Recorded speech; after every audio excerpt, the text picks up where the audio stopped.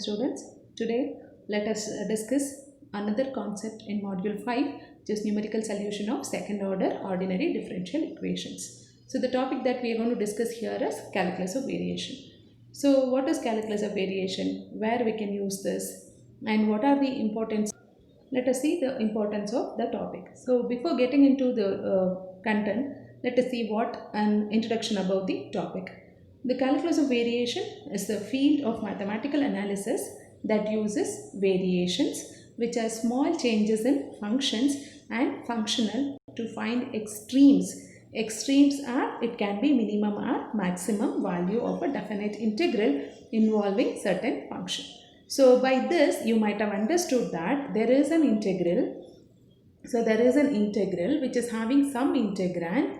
There is an integral which is having some integrand, and this integrand is going to be integrated with two limits, that is minimum value and the maximum value. So that is what is the meaning. This calculus of variation is a field of mathematical analysis that uses variations. Okay, so it is something behind finding the stationary values of a given function. It is not only finding the value of an integration or finding the stationary values, it is something behind that. And calculus of variation is a powerful technique for solution of the problems in dynamics of rigid bodies, optimization of orbits, and variations problems. So these are some areas where we can see the applications of calculus of variation. So I'll repeat. So this has been used to study the dynamics of rigid bodies, optimization of orbits, and variations problems.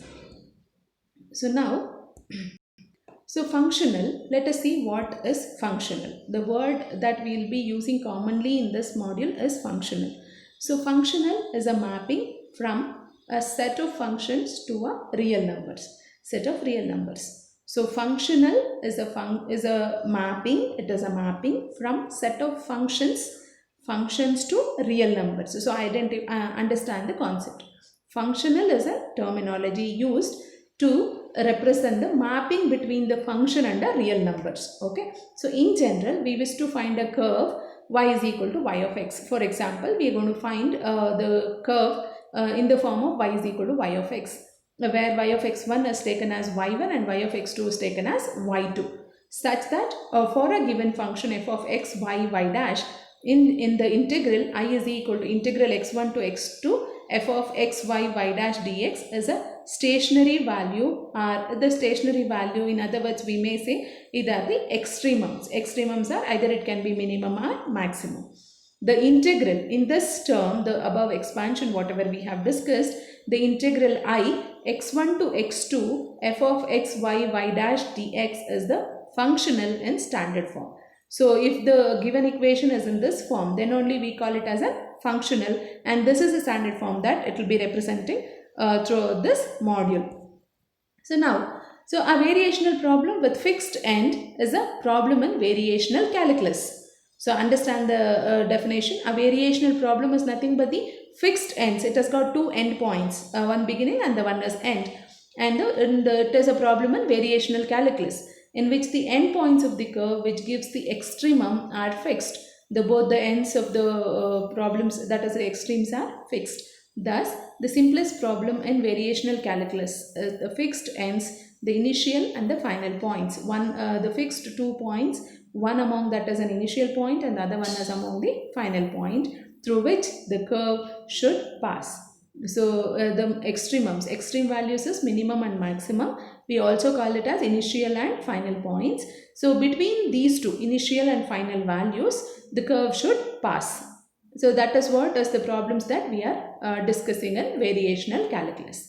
So before we go to the problems on variational calculus, there is one result that we need to understand and prove that, which is called as a Euler's equation. So Euler's equation, the statement of this equation is a necessary condition for an integral I, that is x1 to x2 f of x, y, y dash. This is also called as a functional. The integral functional be an extremum is that dou f by dou y minus d by dx of y dou y dash is equal to 0. This equation is known as the Euler's equation. So this is a definition of an Euler's equation. This is our Euler's equation, and which has been arrived as a result of this. And this is a standard form that we are discussing. And this question has been repeatedly asked in the university examination. You can see many times it has been asked. The proof of this is also very, very important. So before, let us see the proof. The proof of which here, consider I an extremum along with a some curve y is equal to y of x. Consider a general curve y is equal to y of x, and it has got some extremum passing through the points p of x1, y1 and q of x2, y2. So, extreme points are p and q, which has the coordinates x1, y1 and x2, y2. And also consider, let y be the function like y is equal to y of x plus h into alpha of x. So what is this alpha of x is? That is the neighborhood of the function, in the neighborhood of the points that p and x, p and q, which we have considered. Be the neighboring curve joining these points, so that we must have alpha of x1 is 0 at p and alpha of x2 is 0 at q. So this is a condition to consider this curve. So y is equal to y of x has been considered, plus h into alpha x has been added to the general curve which we have considered, provided alpha of x1 is 0 at the point P and alpha at x2 at point Q must be 0. So now when h is 0, h is the distance at the step. So h is 0, these two curves coincide, thus making I an extremum. So h, if h is 0, imagine h is 0 in the equation 1. If h is 0, then the entire term becomes 0, y is equal to y of x, which makes the integral I as an extremum. So this is to say that I is equal to integral x1 to x2 f of x. Y is being replaced by the new expansion, that is y of x plus h into alpha of x, and y dash of x plus h into alpha dash of x. So this is an extremum when h is 0. And therefore, we need to find di by dh, which is equal to 0 when h is equal to 0, treating I to be the function of h. So I is depending on h. So therefore, I can be differentiated with respect to h. So now let us use, because I is an integral and we are finding di by dh. It means that differentiation of an integral. So let us use, to do that we need to use Leibniz rule for differentiation under integral sign. Differentiation under integral sign, that is di by dh. Di by dh, an integral x1 to x2. The d by dh, once it comes inside the integral, it becomes a partial derivative dou by dou h of f of x comma y of x plus h into alpha of x comma y dash of x plus h into alpha dash of x into dx. We had made a substitution for I, which is from the previous equation. So now therefore this di by dh gives us integral x1 to x2 is as it is, dou by dou h operating on f. So which can be written as, by using the chain rule concept, dou f by dou x, and x has been differentiated partially with respect to h, plus dou f has been differentiated with respect to y and y with respect to h. Again f with respect to y dash and y dash with respect to h dx. Call the equation as 3 and keep it aside. And now h is independent of x. H is independent of x and hence dou x by dou h is 0. Now differentiate equation 1. Try to recall your equation 1 which we have discussed in the earlier slide. And differentiate equation 1 with respect to x. We get y dash is equal to y dash of x plus h into alpha dash of x. And now from equation 1 that dou y by dou h is equal to alpha of x. And from equation 4 we have dou y dash by dou h is equal to alpha dash of x. So now using these results in equation 3 we get, so the substituting all that in equation 3 we get di by dh is equal to integral x1 to x2 dou f by dou y alpha x plus dou f by dou y dash into alpha dash of x dx, and call the equation as 5. Keeping the first term in RHS of equation 5 and that is as it is and integrating the second term by parts. The second term by parts we have di by dh is equal to integral x1 to x2 dou f by dou y into alpha of x dx plus this term, and integration on this can be done by using integration by parts. So integration by parts, first function as it is, integral of alpha dash is alpha. between the limits x1 and x minus again integral x1 to x2 alpha of x into d by dx of dou f by dou y dash into dx, and this is the integration by parts for this term as this. And now let us simplify further. Di by dh is integral x1 to x2 dou f by dou y alpha of x dx plus dou f by dou y dash alpha of x2 minus dou f by dou y dash alpha of x1 minus x1 to x2 alpha of x d by dx of dou f by dou y dash dx. So now further, but we know that alpha of x1 is 0 and alpha of x2 is 0 at the point P1 and Q, P and Q. From equation 2 that we have combined the two integrals into single one. So this is how we have done that, and when we do so, we get di by dh is equal to integral x1 to x2 dou f by dou y minus d by dx of dou f by dou y dash into alpha of x into dx. But we already stated that di by dh is 0 when h is 0. So we have stated this. So I is to be an extremum. The integrand in the RHS must be 0 since alpha of x is arbitrary. Therefore, we have the integrand dou f by dou y minus d by dx of dou f by dou y dash is 0. And this is the required Euler's equation, being the necessary condition for the extremum of the functional I is equal to integral x1 to x2 f of x y y dash into dx. So that was about the proof of Euler's equation, and which is one of the important proof that you need to remember, and you have to proceed for the further process.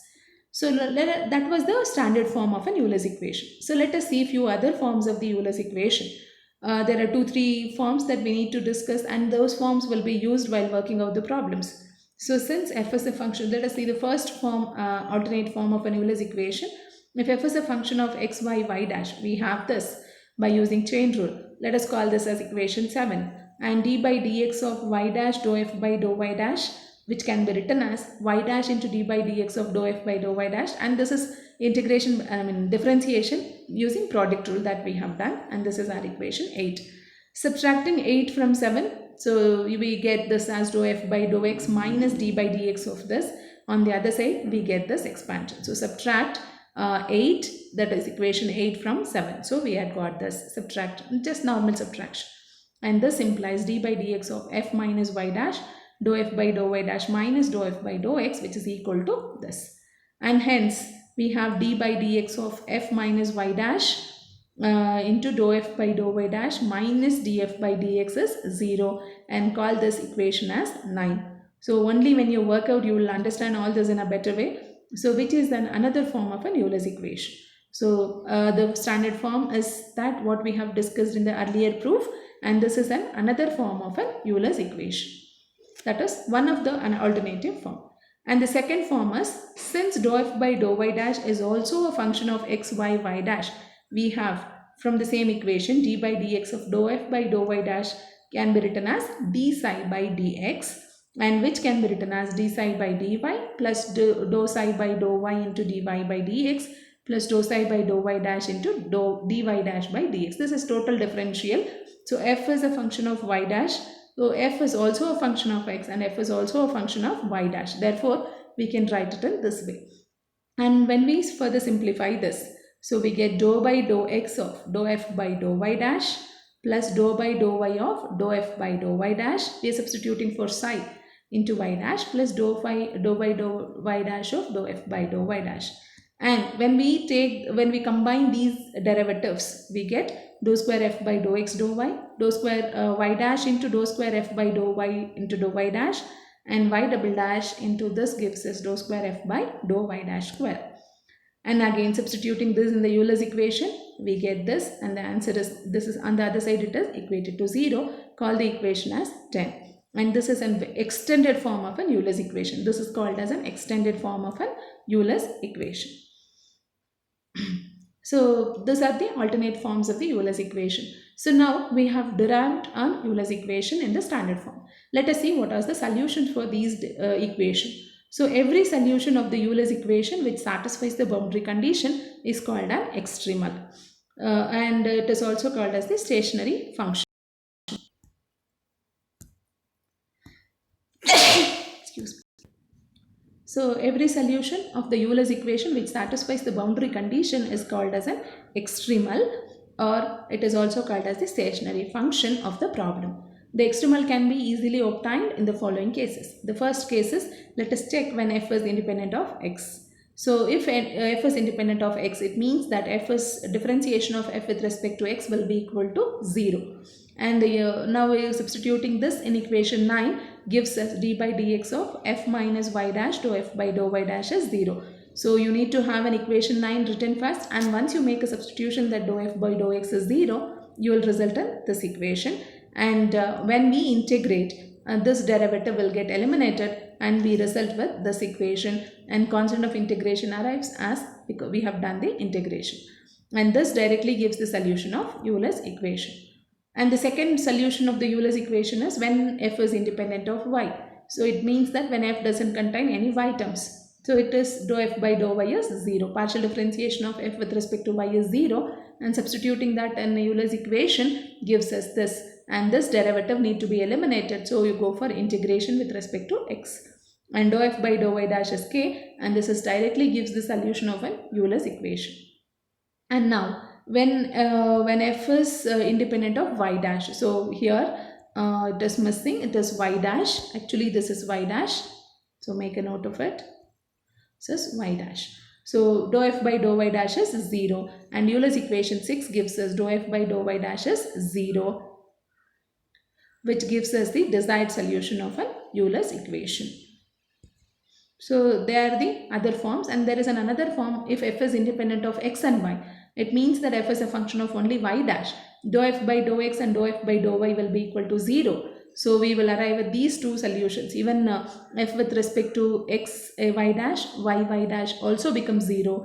And Euler's equation 10, that equation 10 becomes this form. And if dou square f by dou y dash square is not 0, it reduces y double dash equal to 0, which gives the solution. And when we solve this by using direct integration method, we arrive at a solution of the form equation of a straight line, which is y is equal to ax plus b.